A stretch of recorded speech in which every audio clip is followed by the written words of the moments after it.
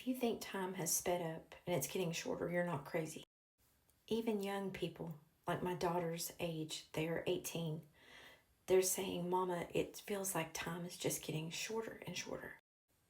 But Matthew chapter 24 speaks of that very thing. In verses 21 and 22, it says that God will speed up the time. He shortens the days, because if he didn't, no one could make it. He did it for the elect's sake, the elect, his Christians. He speeds up time because the time of this world, it's unprecedented, the amount of evil and sin that's in this world. The times are terrible, and there will never be another time like it. I'm not making this up. Matthew chapter 24, start reading verse 21. And then it says, don't believe that when people say, there's the Lord, there he is, there's the Messiah, don't believe them. I have told you this ahead of time. We're hearing and seeing all that. And while no one knows the exact time, we know the season, and the season means the signs that God told us about in Matthew 24. So while we're not supposed to panic, we're not supposed to feel fear, those words are in the Bible for a reason. They're signs, they're warnings. God doesn't let anything happen. If you look through the Bible, the big things, we're always warned. He warns us, so we'll know what's coming.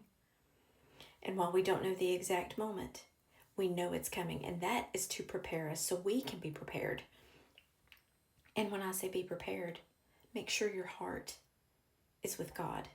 Make sure that you are following Jesus and that you believe in Jesus, that he is the Son of God and that he came to this earth for one reason, and that was to die on the cross so we could go to heaven.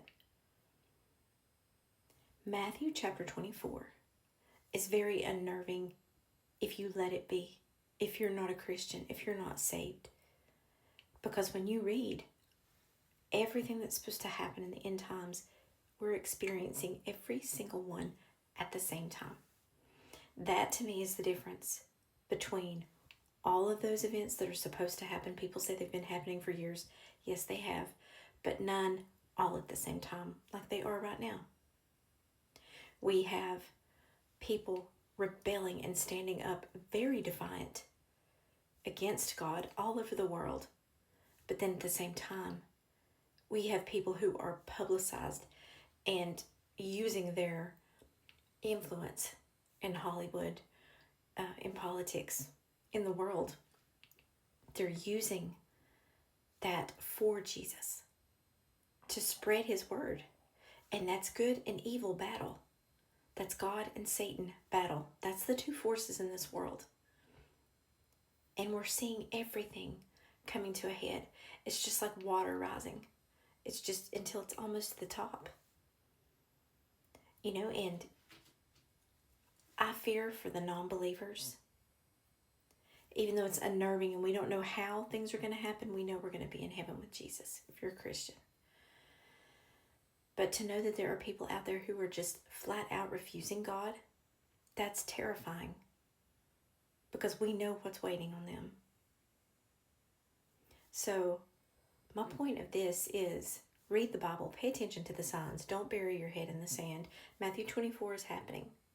And God's warning us. He's warning us and letting it go and go because he wants everybody to be saved. He loves us that much. So, now is the perfect time. I don't care how much of your life you think you've wasted. You were born for such a time as this. And while you still have breath, God has a purpose for you. And you can scoff and laugh if you're a non-believer and you made it this far through the video. Ask yourself why. God brought you here. If you hear any message about Jesus and how much he loves you, and he is the reason we can go to heaven, God brought you to that message. He's got big plans for you, and you have an important job for the kingdom of God.